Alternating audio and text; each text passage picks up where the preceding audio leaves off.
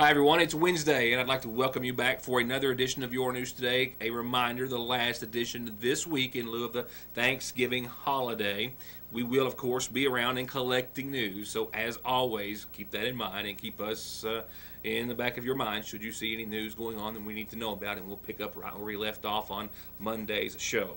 As for tonight's program, a few stories that I had planned will not be aired tonight in lieu of a couple of auto accidents that took place earlier this afternoon. One that I was on the scene of for several hours alongside a host of other emergency personnel and law enforcement. A woman suffered life-threatening injuries in a two-car near head-on collision on Route 40 just a few miles above the newsroom. And I'll take you to the scene of that and give you the very latest details that I can in just a few moments. The scene of another crash. And we will sit in on one of the stories that I had planned for tonight that will continue as scheduled.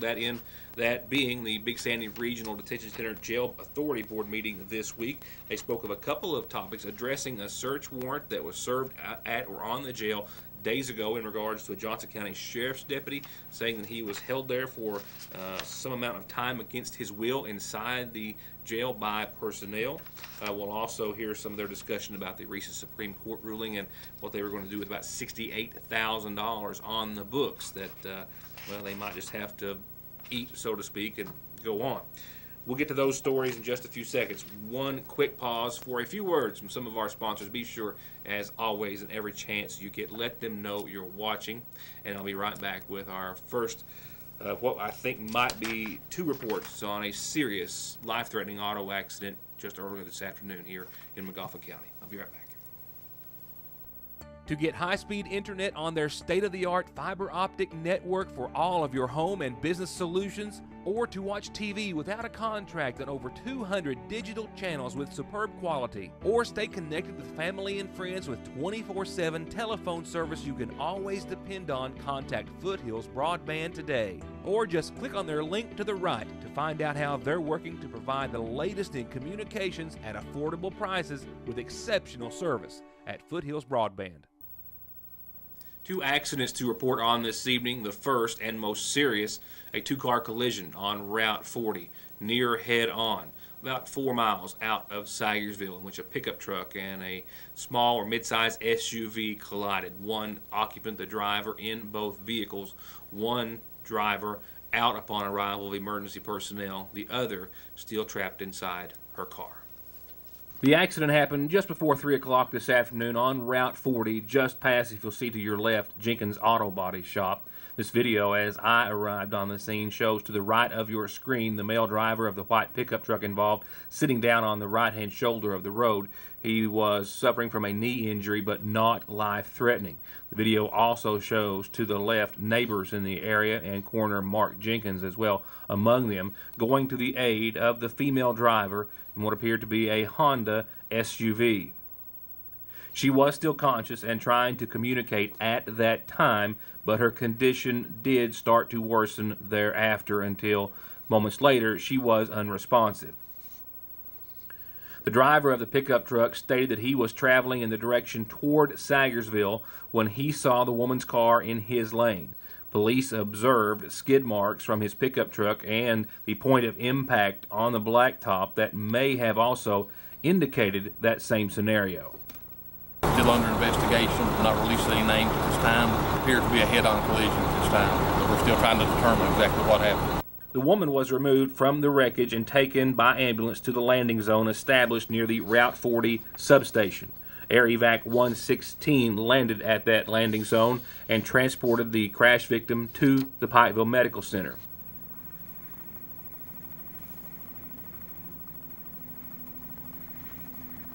Names, as you heard Deputy Adams say, have not been released at this hour, but I hope to have at least confirmation on her condition in just a moment. I am also trying to confirm that she was actually on her way to Johnson County, where her husband had just been in an auto accident a few moments before that and was taken to the hospital in Paintsville. Now, that statement comes from someone who said that they knew both the man and woman and were neighbors. I did a check with the Johnson County Sheriff's Department, and a man with the same last name as the female driver was involved in an auto accident in Paintsville. I'll revisit this story with an update in just a few seconds with more on the condition of the driver and possibly some other details. And no sooner had emergency and law enforcement personnel cleared that scene, where they called to this scene on Route 7 in the Sandbottom area. Upon arrival of law enforcement, there was no driver, no occupants in the area. They believe the driver and or passengers had already left on foot. The vehicle, as you can see, a small pickup truck which left the roadway and struck a tree. The accident and situation under investigation by the Montgomery County Sheriff's Department. Law enforcement, as I just started putting the show together, also called, as well as EMS, to another auto accident on Parkway Drive here in Sagersville. And there were several other calls of emergency-related situations throughout the day. It has been a very hectic day for those individuals. The Big Sandy Regional Jail Authority Board met earlier this week in regular session.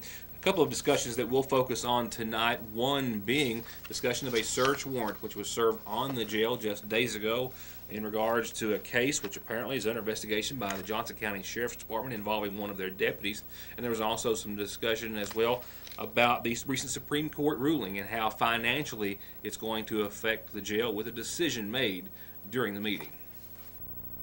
They began the meeting by going into executive session, citing discussion about legal issues, and then reopening the meeting later or afterwards, saying that no action was taken. They discussed some estimates on a body scanner for the jail, estimates ranging from $118,000 to $187,000. A motion was made and approved after that discussion for Pete Fitzpatrick, the administrator, to go evaluate the different models, one in another jail, I believe at the Three Forks jail, and then bring that information back to the board.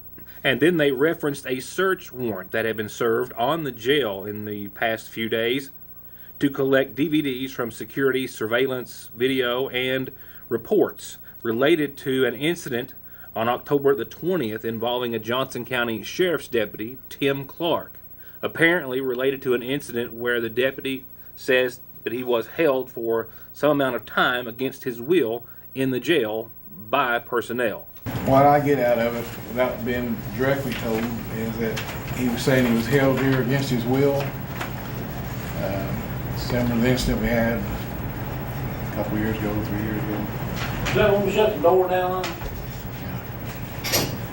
So this one, the officer went to the Pike County Jail and picked up an inmate who was not an inmate here. She had never been booked in here. And when he came to present her, he thought she was an inmate here, but she wasn't. And so we had to book her in. We needed a citation, and he didn't have one. And he said that a warrant had been served by the Paintsville PD the day before, but we didn't have that citation either. And he advised the booking staff that that officer had torn up the citation. So he was in here 15 minutes while he was in here, from start to finish. And when they called me, he'd probably been in here 12 minutes. And I told him to let him go, to open the door and let him out. That I'd work it out. So I called the Paintsville PD. They came in and done a citation and they booked her in. We can't take somebody in that doesn't have the proper charging documents. Now, if she'd been our inmate and he was transporting her back from Pike County to this jail, would be no problem. It happens all the time. That Supreme Court ruling essentially saying that the county where any arrest takes place is the one responsible for the money to pay for incarceration of a prisoner, regardless of what county the warrant of arrest was issued in. And that leaves the jail deciding on what to do with more than $60,000 they have on the books. So if a person is arrested, say in Paintsville on Fayette County warrant, then Johnson County would be liable for paying the bill for housing that prisoner, even though it's a Fayette County warrant. The court went on to say, we had brought up the question of how long can they leave someone here and stick us with the bill, and the court said they thought 48 to 72 hours was a reasonable time for us to hold a prisoner for another county. Sparks also said that the court was in agreement that the laws surrounding this topic are unclear, and they believe it's a matter for legislators to sort out. He's suggested as such a meeting with legislators to introduce a bill to address the situation. But for now, it leaves the jail with some $67,000 in all on the books. Right now, there was $68,374.97 on the books. owed by these other counties, not counting October housing, which is an additional $4,842. There may be other options, but the two options I see is for the counties to tell us to write to the board, to tell us to write this off, or to tell us to go back and research and see which of these 6 counties had these people in here and bill each of the 6 counties for that money. And after some discussion, there was a motion made and a vote which was approved to write the debt off as a loss and proceed on. In some other financial matters before adjourning, the administrator noted that he had met with their insurance representative recently, citing last year a 3% increase in health insurance for their employees, with their insurance company saying that this year they were looking at 20.29% of an increase, which is about another $40,000. I'll be right back. Santa's coming, and he's riding in on 4 wheels with a big bag full of WeatherTech products, laser-made floor liners, in-window rain guards, bed covers, and more that he got at Black Smoke Performance cheaper than anywhere else. And he also got 20% off all 4x4 accessories, lifts, lights, wheels, winches, bumpers, hitches, and more. And so can you if you call Black Smoke Performance at 100 May Drive in Sayersville, 349-8785. Coming back to calendar announcements, just a quick look at your calendar because that's it. That's the only thing I've got for you tonight. Rumpke, of course, collecting their garbage tomorrow, even though it's Thanksgiving, just doing so extra early. So, yep, go get it out now or get up early if you want it picked up. But they will pick it up as they're going to try to get home a little early to spend time with their families as well. But their service continuing tomorrow, just early, and then continuing as scheduled on Friday. And turning to obituaries, a reminder of services to be held this Friday in honor of 84-year-old Willard Reisner of Lima, Ohio, who passed away this week, formerly of Magoffin County, preceded in death by his wife, Pearlie Reisner. He survived by his son, Marvin Ray, and daughters, Mary Sue Puckett and Mildred Fetters. Visitation is this evening, all day tomorrow, and prior to Friday's services at 1, all from the Magoffin County Funeral Home.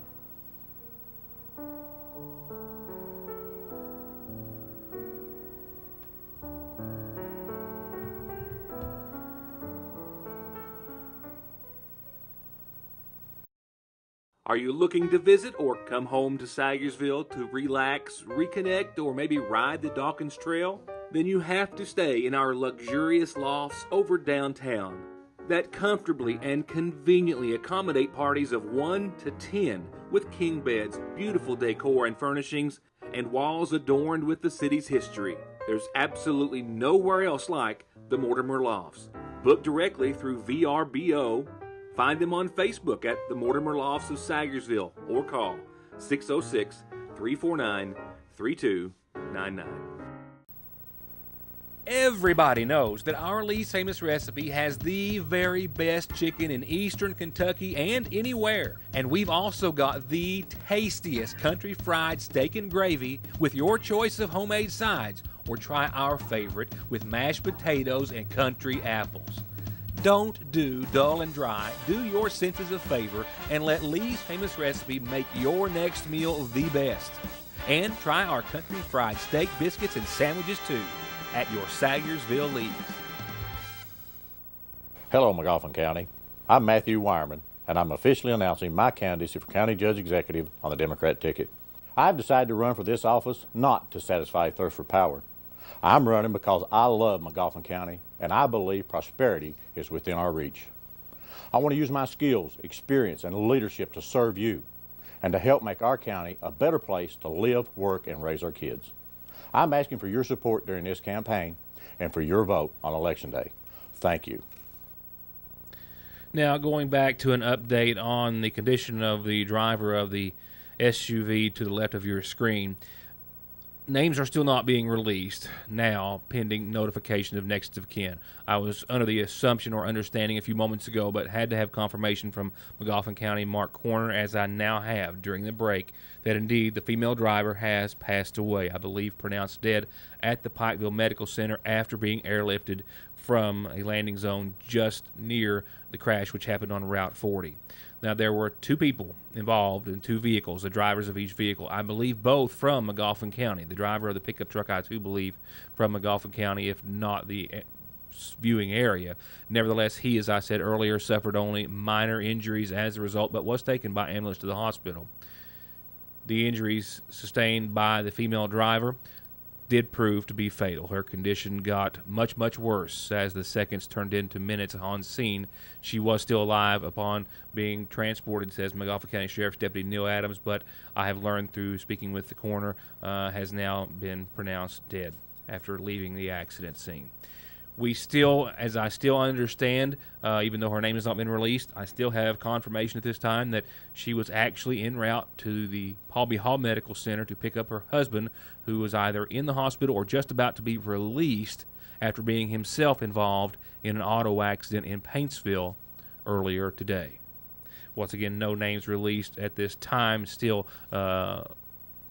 waiting on confirmation of notification of next of kin. That's all the information we have at this hour. And in light of covering that accident and actually assisting Montgomery County Rescue Squad personnel on scene, we're going to go straight onto your forecast at this time. And I was going to go into some other news. We were going to do our weekly update of candidates who have filed, but I did not make it back into the studio before the county clerk's office had closed, and I had some other reports that I didn't have time to edit. So, again, we'll pick that up with some more news, I'm sure, when we return next week and pick up programming after the holiday. So, let's go on to your forecast. Powered by Licking Valley RECC. A cold one tonight at 21 under clear skies. Your Thanksgiving daytime temperature, well, it's perked up a bit to about 48 degrees and sunny. It's going to be a nice day, calm and dry and with some sunshine to hopefully warm your back or your face, whichever direction you're headed tomorrow. Tomorrow night, clear skies, back down to the mid-20s. For Friday, if you've got an extended day or holiday off, it's going to be a good one to get out and do a little shopping or not, whatever you want to do. 57 and sunny, 39 for nighttime lows. Clouds will be on the increase Friday night ahead of our next cold front, and we'll see that evident in your forecast for Saturday, only to the tune of a couple of degrees. It's Sunday that you'll really get the feel of that cold air moving in.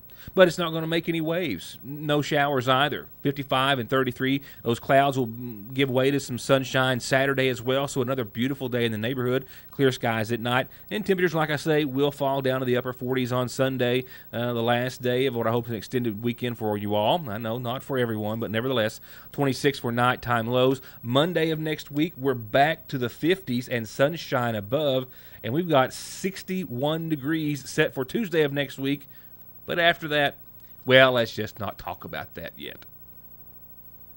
So that's going to do it for tonight, with the exception of saying a reminder, we won't be here Thursday and Friday, eating and then recovering in that order, I suspect. But we'll pick everything up right where we left off on Monday's program. That will include some news that we had for this evening and some coverage, of course, that we had to forego in regards to covering that terrible auto accident on Route 40. So with that said, all I have to say at this time is please remember those folks in your prayers and thoughts, and we wish everyone certainly a very safe and wonderful Thanksgiving holiday, and hope to see you back here next Monday for more of your news today. Good night.